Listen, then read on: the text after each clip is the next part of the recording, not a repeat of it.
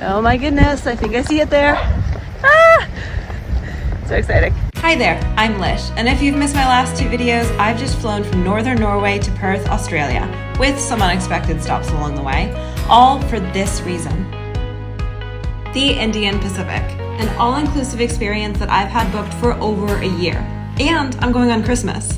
So join me for 4 days on board across Australia, and let's see what this adventure has in store for us. Yo, I don't want to be stuck here.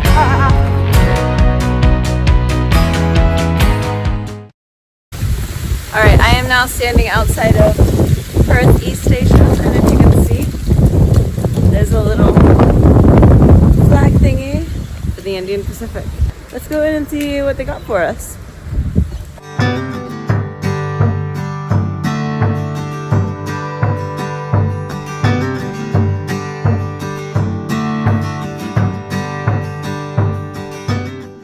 Sunny days that I thought would never end. Seen lonely times when I could not find friends. So I heard that the Indian Pacific is long, and I literally, I'm standing here on the platform. I cannot see either end of the train. It's insane how huge this train is. I can't.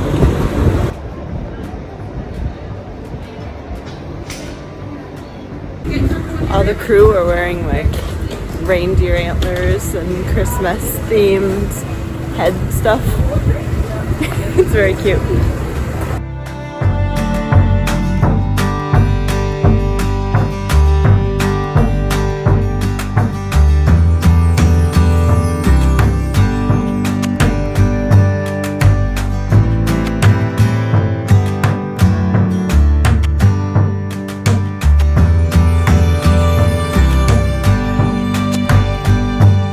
Once you're on board, you don't have to worry about buying anything.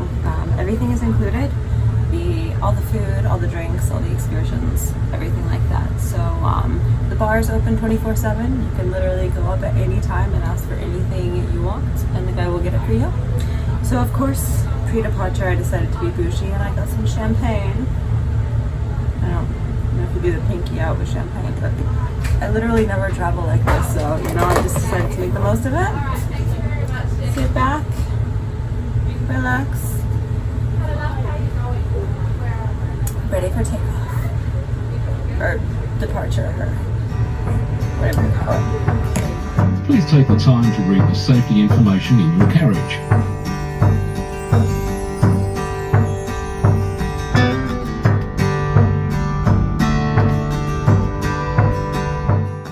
Now I'm going to give you a short room tour of what it's like in the gold single cabins.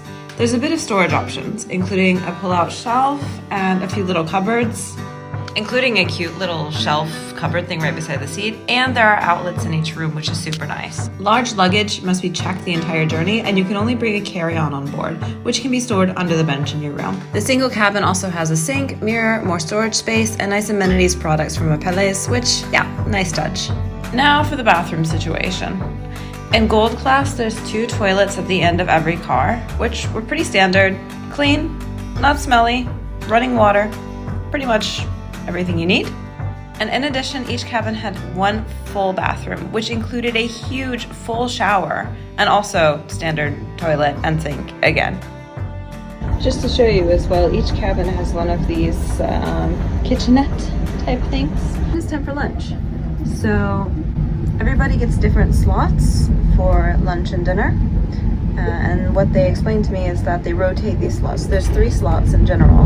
And today I have the early slots for everything. So I have lunch at noon and then dinner at 5:30. Tomorrow I have the middle slot, and then on the 3rd day I'll have the late slot for everything. I managed to get a couple of shots of what the lounge car and dining car look like with no people in it, but of course they're pretty full most of the time. And since there is no space to waste on a train, everybody is seated together for all the meals, which means as a solo traveler, you will be dining with strangers.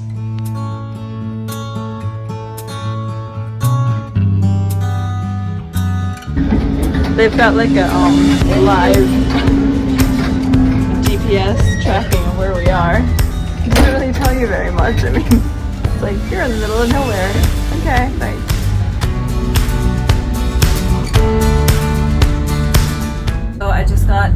WhatsApp message from my hostel, and my luggage arrived there in Perth.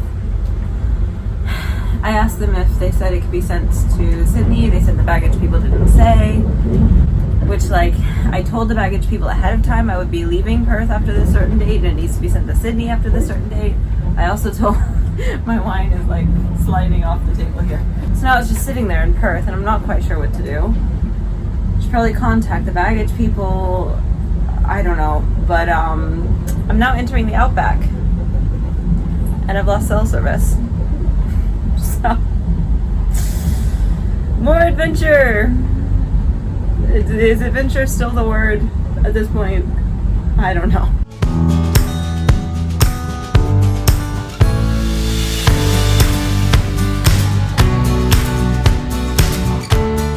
Previously, if you'd wanted to travel from the Pacific shores to the Indian Ocean, you'd need to switch trains at least 6 times to accommodate the differing rail gauges across different Australian states. But before coming on this trip, I watched a few YouTubers' video blogs about it, about the Indian Pacific, and one of them was Kara and Nate. Love them. But one of the comments that I think Kara had was that this whole train kind of smelled like an old person's home. I'm not sure if she said it in those words. She probably said it a nicer way, but I was fully expecting that. But honestly, I'm not getting that. I don't know if it's because I'm on a different part of the train, but it smells like whatever this wood is and smells like. I don't know, it's very nice. We've got an air conditioner up there. You can see it, which is nice with the sun coming through the window. At lunch, I sat next to a bunch of people that are in the same area as I am, so it's like the solo travelers. So we exchanged stories, talked about the places we've been, the places we want to go. I was a bit worried about being like crammed in with strangers to eat a meal, but it was just so lovely.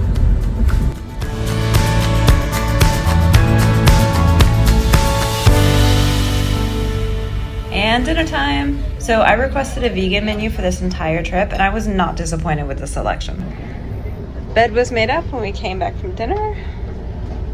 I trust everything has been excellent for you tonight. It has. Have you been adequately looked after? Yes, absolutely. Lots of choices. Yeah. That's fantastic. Yeah, absolutely. So we are stopped in East Kalgoorlie. When we get to Kalgoorlie, we're going to do a 2-part disembarkment to go on tonight's excursion, which is apparently into some sort of gold mine. I don't know, it's gonna last from like 9 o'clock until 11 o'clock at night. I gotta say, this bed is kind of tempting to just lay down and sleep now, but I gotta make the most of it. I gotta see this tour, gotta get the experiences. That's the most important part.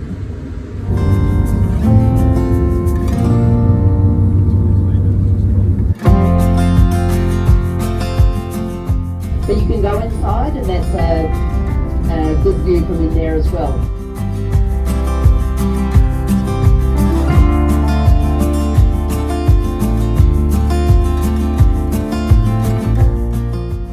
Now, she said, the bus driver said that these are the little baby ones. See the people walking next to it, the scale, this is the little baby one. Merry Christmas!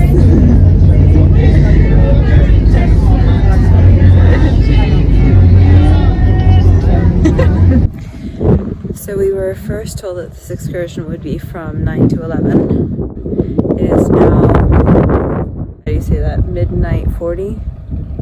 And the train still isn't here because it's too long to be parked at the station. It blocks off roads. So it has to go outside of town and then disconnect from the locomotives for some reason. And then they have to reconnect the locomotives and bring it back. I think everyone's exhausted, and I think some people are maybe not so happy. No train in sight. We'll see how long we stand here.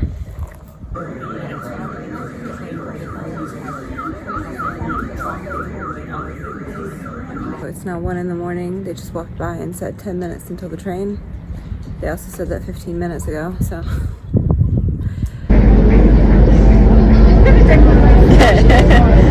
Got on the train about 1:25. I'm going straight to bed. There are quite a few people that are unhappy right now. I think I will reserve passing judgment on whether or not the excursion was worth it until after I've gotten some sleep. So snuggle up, get some sleep. Good night. Some of our younger guests on board had a visit from Santa Claus, which was exciting. Apparently he landed on the roof of the train in his sleigh. He didn't wake me up. I slept through that, so it must have been a very soft landing. And the drivers were probably well aware that he was doing that.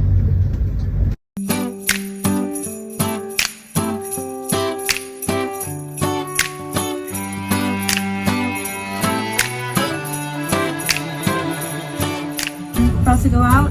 Food is a little bit different today because we are having a Christmas brunch, and you can just go out at any time you want. So now it's about 9 o'clock. So we go out and eat a little bit, and I think this is our view for pretty much all of today. Hope you're enjoying your brunch service on board.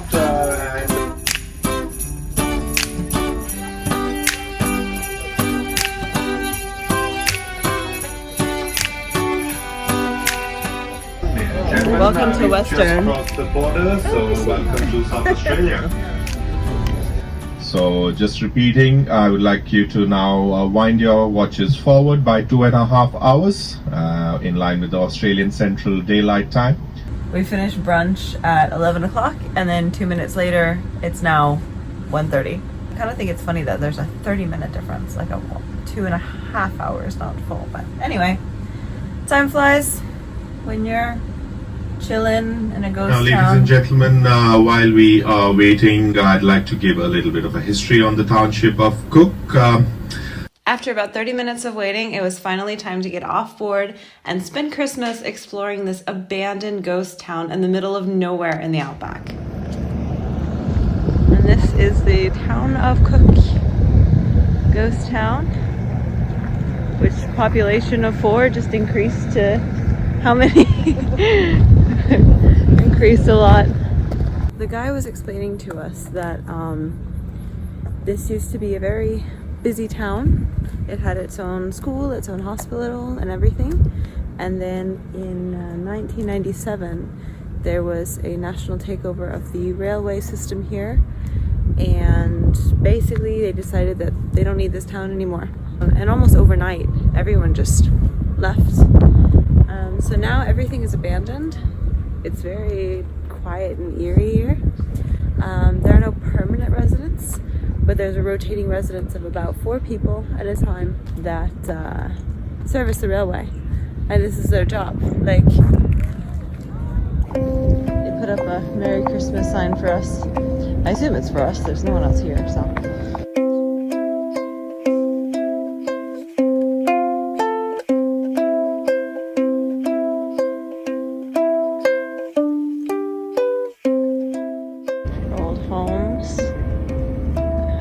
Touched in almost a couple decades. Listen to me, almost a couple decades. 1997, that was well over 2 decades ago. I don't know how young I think I am, but they really like their Canada Dry, I guess. And I assume that's the current workers. Not been there for 25 years or what's math? 25 plus 4, that's not, oh my god, 29 years? No. Somebody tell me how long ago 1997 was. I don't know if you can see that sign there, but it says, please securely close doors. Account snake season. When is snake season? That sign looks permanent.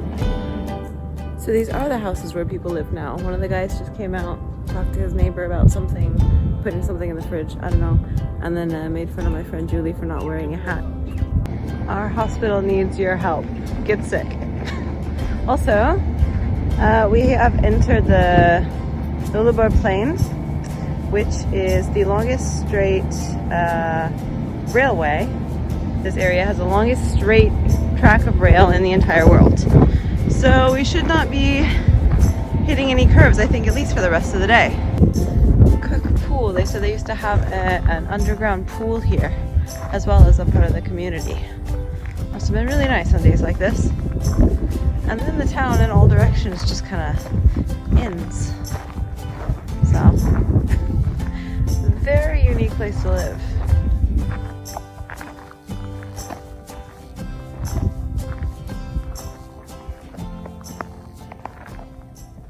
I should probably not be walking backwards because we gotta look out for snakes. That was very dumb. Don't do that.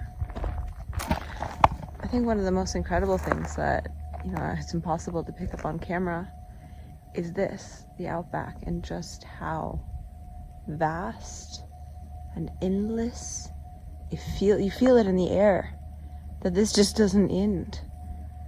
I mean, it does, but you feel it in the air as if it doesn't, you know, it just, ow.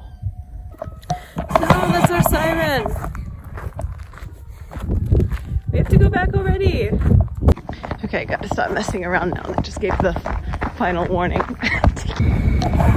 Well, that was Christmas Day in a ghost town in the Outback.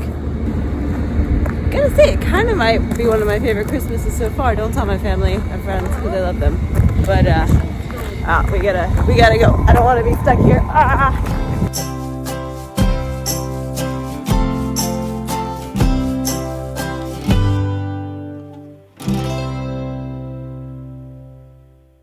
So before coming to Australia, I had seen some like TV shows, and they kept mentioning this drink, lemon lime bitter, but it's apparently a very popular summertime cocktail in Australia, and so I thought I'd have to try it, you know. I didn't expect to like it because I don't like bitter things, but I only got a hint of, like, I can tell there's bitters in there, but it doesn't taste bitter. It's actually very nice. Yeah, and so then I liked that. And so the lady at the bar, she was like, well, let me make you something else you might like. It's my specialty. So I'm walking back to my cabin with like both of these. Everyone had to help me with the doors. I am set until dinner. And it's just in time for trees to come back. Come back and say,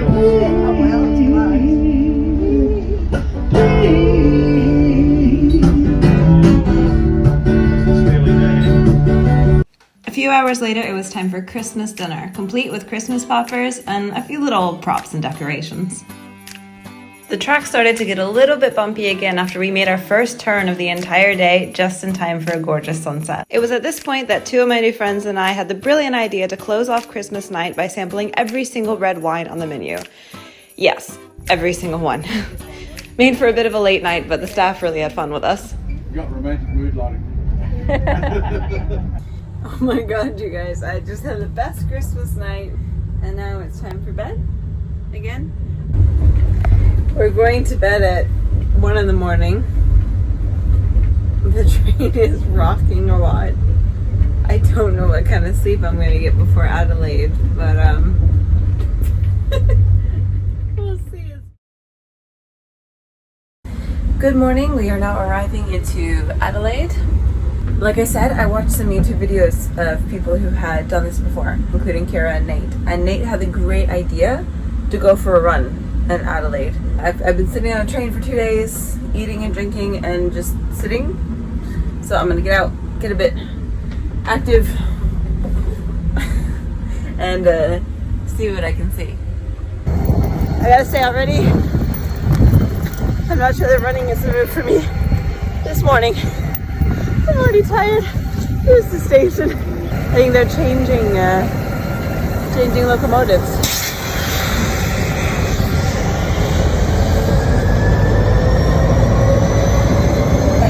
Cool.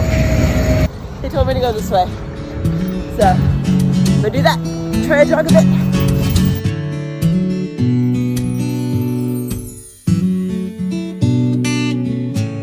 So as we arrived, they called Adelaide the capital of the south, and it is a completely different climate. It is 15 degrees, overcast a little bit. The sun is starting to come through, and it's quite humid. So the downside of doing your own thing instead of joining an off-train excursion is that you have to figure out food on your own. So don't judge me for what's about to happen. There were not that many options available at this time of day. I typed my name in wrong, but I don't see the backspace button. I don't think you could fix it. Let's go. recurring order.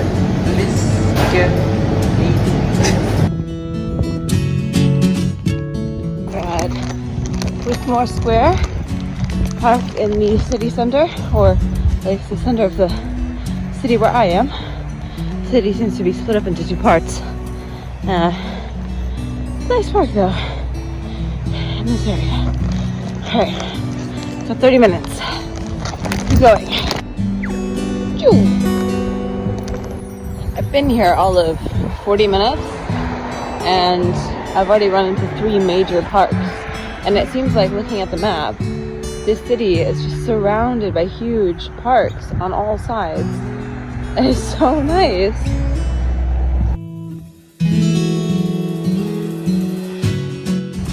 Can't really see, but I think it's the beginning of the mountain range. I think that might be where we are headed, because we have definitely not come from elevation, that's for sure.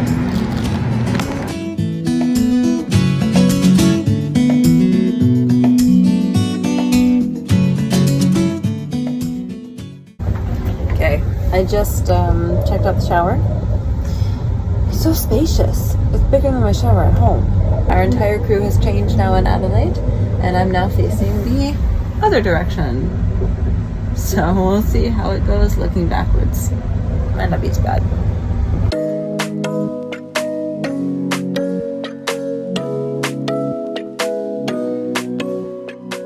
Passing through the town of Cook, we were joined by drag queen Shalita Buffet, who entertained us with a hilarious drag bingo. Alright, let's get started before anyone else comes in and I've got to find 4 pens.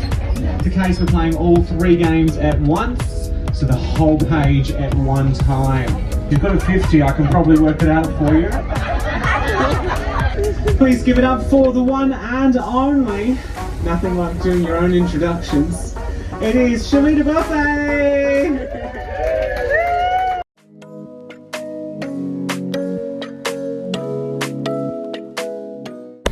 I saw a kangaroo earlier, or a bunch of kangaroos. Actually, we went through this area, this kind of farmland area outside of Adelaide, and there were so many kangaroos. Look, there they are. Can you see? I'm sure you couldn't see that, but it was perfect timing. And I saw some emus crossing the street. Oh, there was one in the bushes here. Look, there they are. They're hopping. Yes. Okay, finally. This night had my absolute favorite dinner, and it was this jackfruit red curry that the chef was specifically excited to make for me. Our Blue Mountains excursion is happening tomorrow. Normally there are 2 choices for the Blue Mountains excursion. There's one that includes a cable car and the world's steepest funicular kind of thing. And then there's a hiking trip. Because of weather, they've canceled the hiking trip, so everyone's going on the same tour tomorrow. The tracks are definitely getting more rocky. Okay, we'll see how this night goes. Good morning from the Blue Mountains. I actually had to wake up pretty quickly and scramble to get my stuff together, because if you want to get off the train and see the Blue Mountains, you have to actually get your luggage off the train, and then you'll be taken into town by a bus later. You could stay on the train and be taken all the way to Sydney, but then you miss out on the Blue Mountains, and I really wanted to see them.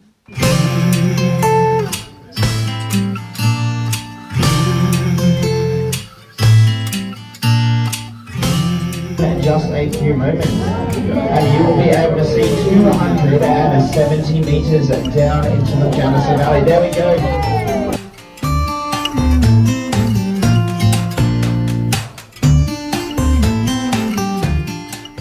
So basically, the Blue Mountains National Park is an entire series of cable cars, escalators, elevators, and everything that'll take you down into the valley and then back up again.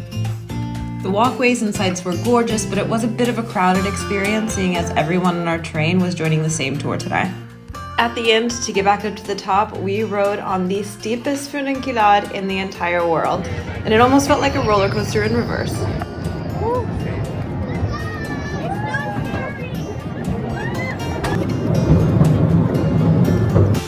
Our tour concluded with a nice included lunch at a spot overlooking the mountains.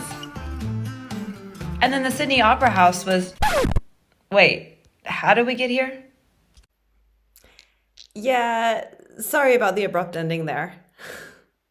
You might have noticed that throughout the video, my face was getting progressively more and more tired. And basically what happened was, as soon as we were finished with lunch, they picked us up in big tourist buses to drive us back to Sydney. And I immediately fell asleep.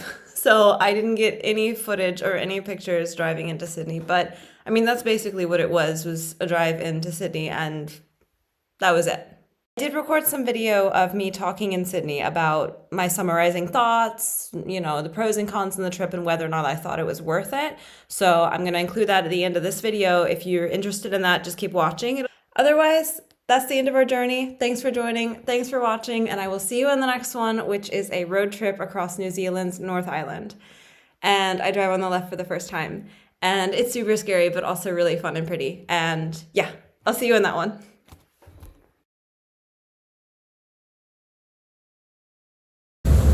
All right, well, I have now made it to Sydney, as you can see, and that means that our Indian Pacific journey is now over.